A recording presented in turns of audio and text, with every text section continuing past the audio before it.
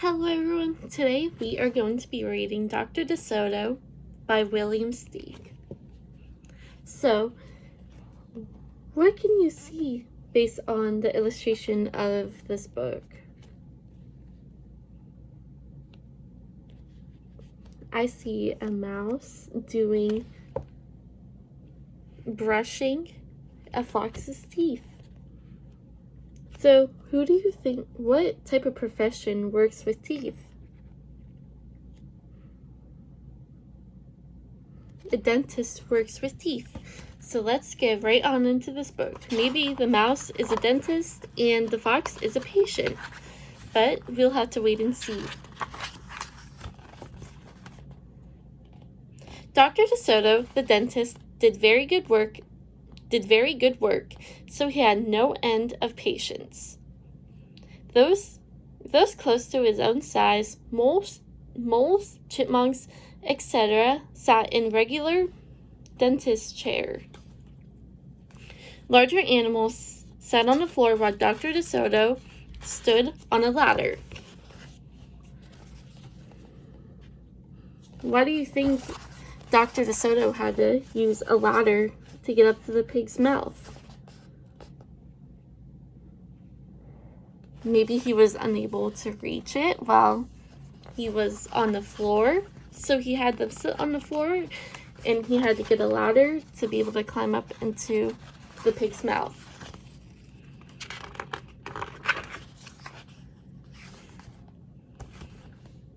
For extra large animals, he had a very special room. There, Dr. DeSoto was hoisted up to the patient's mouth by his assistant, who also happened to be his wife. What do you think the word hoisted means? So in this sentence, it says, there, Dr. DeSoto was hoisted up to the patient's mouth by his assistant, who also happened to be his wife. Let's look at this illustration right here. What do you think is happening right here? Maybe this will tell us what hoisted means. So hoisted means that he needs to be lifted up by something to be able to go into the larger animal's mouth. So right here, you can see the wife has to pull him up and hook him up to here so he is able to do work on the larger animal's mouth.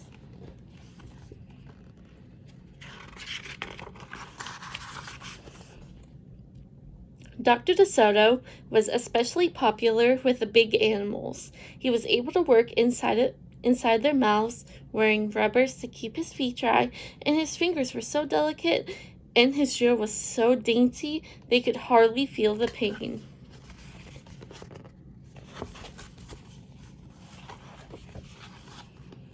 Being a mouse, he refused to treat animals dangerous to mice, and it said so on a sign. When the doorbell rang, he and his wife would look out the window, and they would not admit even the most timid-looking cat. So this is the sign they were talking about, and it says, cats and other dangerous animals are not accepted for treatment. Why do you think cats and other dangerous animals are not welcome to Dr. DeSoto's office? Maybe it's possible that they could eat him. Maybe we'll have to wait and see. One day, when they looked out, they saw a well-dressed fox with a flannel bandage around his jaw. I cannot treat you, sir, Dr. DeSoto shouted. Sir, haven't you read my sign? And what does the sign say again? That he does not accept any dangerous animals. So a fox is considered one of those dangerous animals, so he cannot accept him as a patient. Please, the fox wailed, have mercy, I'm suffering. And he wept so bitterly, it was pitiful to see. Just a moment, said Dr. DeSoto. That poor fox, he whispered to his wife. What shall we do?" "Let's risk it," said Mrs. DeSoto. She pressed the buzzer and let the fox in.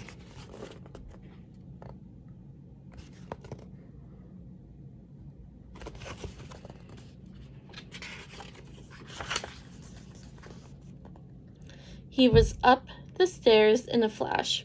"Bless your little hearts," he cried, falling to his knees. "I beg you, do something. My tooth is killing me." "Sit on the floor, sir," said Dr. DeSoto, "and remove the bandage, please."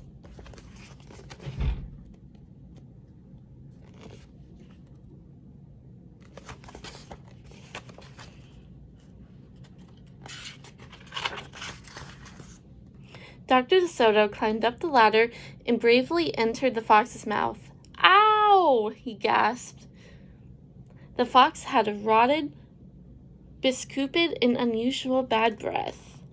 "This tooth will have to come out," Dr. DeSoto announced, "but we can make you a new one." "Just stop the pain," whimpered the fox, wiping some tears away. Despite his misery, he realized he had a tasty little morsel in his mouth, and his jaw began to quiver. "Keep open," said Dr. DeSoto. "Wide open," yelled his wife. What do you think is causing the fox pain? If you see right here, he has a rotten tooth, and that can cause a lot of pain too.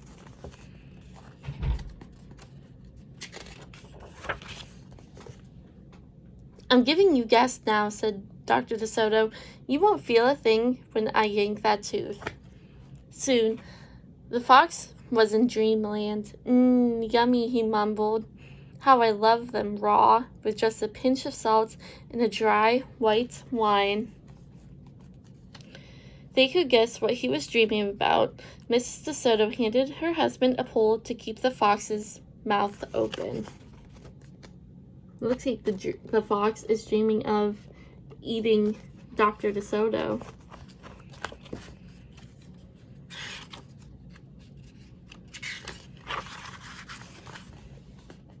Dr. DeSoto fastened his extractor to the bad tooth. Then he and his wife began turning the winch. Finally, with a sucking sound, the tooth popped out and hung swaying in the air. "I'm bleeding," the fox yelped when he came to. Dr. DeSoto ran up the ladder and stuffed some gauze in his hole. "The worst is over," he said. "I have your new tooth ready tomorrow. Be here at 11 sharp." The fox, still woozy, said goodbye and left. On his way home, he wondered if it would be shabby of him to eat the DeSotos when the job was done. This is not very nice of Mr. Fox to think of eating the DeSotos, is it? After them being able to fix his tooth and making him a new one. After office hours, Mrs. DeSoto molded the tooth of pure gold and polished it. "Raw with salt, indeed," muttered Dr. DeSoto. "How foolish to trust a fox." "He didn't know what he was saying," said Mrs. DeSoto. "Why should he harm us? We're helping him." "Because he's a fox," said Dr. DeSoto. "They're wicked, wicked creatures." That night, the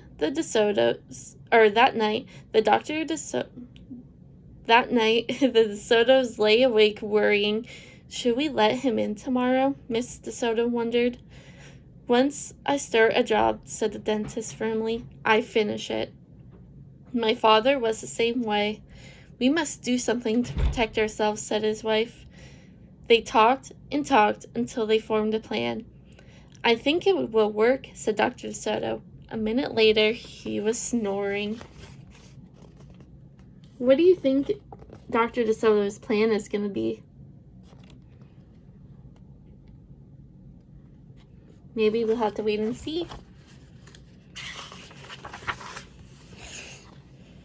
The next morning, promptly at 11, a very cheerful fox turned up. He was feeling not a particle of pain. When Dr. DeSoto got into his mouth, he snapped it shut for a moment, then opened wide and laughed. "Just a joke," he chortled. "Be serious," said the dentist sharply. "We have work to do." His wife was lugging the heavy tooth up the ladder.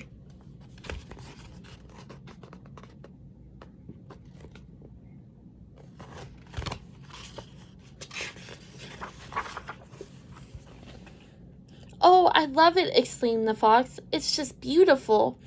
Dr. DeSoto set the gold tooth in its socket and hooked it up to the teeth on both sides. The fox caressed the new tooth with his tongue. "My, it feels good," he thought. "I really shouldn't eat them.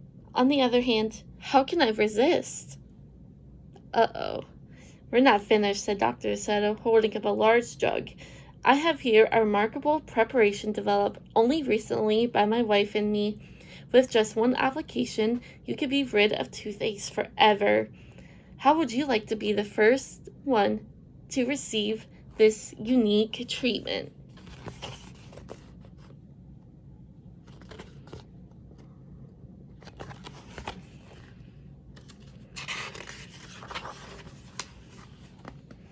"I certainly would," the fox declared.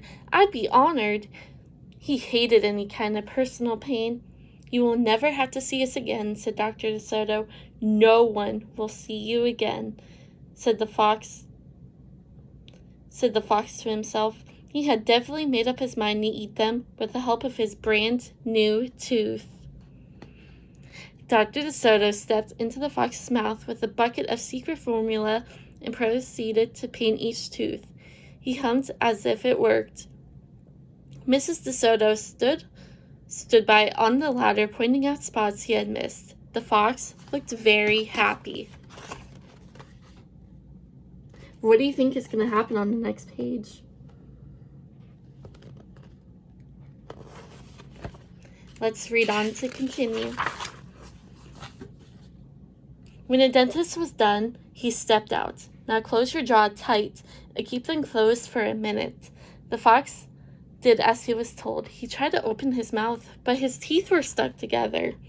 Excuse me, I should have mentioned," said Dr. DeSoto. "You won't be able to open your mouth for a day or two. The secret formula must first permeate the dentine. But don't worry, no pain ever again." The fox was stunned. He stared at Dr. DeSoto and his wife. He smiled and waited. All he could do was say, "Thank you very much," through his clenched teeth, and get up and leave. He tried to do so with dignity.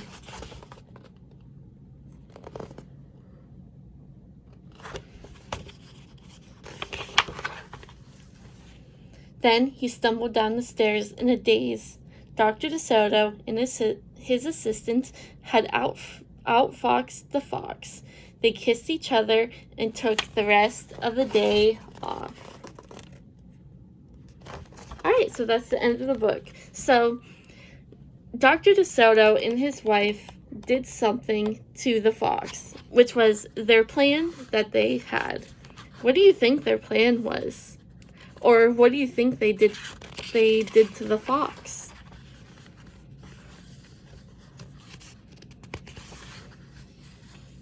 So, actually, Dr. DeSoto, when he was inside of the fox's mouth, he was putting glue on his teeth, so when he closed his mouth, he was not able to open his teeth again, or open his mouth again. So that means the fox did not succeed in eating Dr. DeSoto and his wife. Do you think it was very nice of the fox to want to eat the dentist and his wife after helping him? I don't think it was nice either, because the wife and Dr. DeSoto accepted him as a patient, even though they did not allow dangerous animals, as it said on their sign at the front of the book. Thank you everyone for listening to my read aloud, and I hope to see you next time.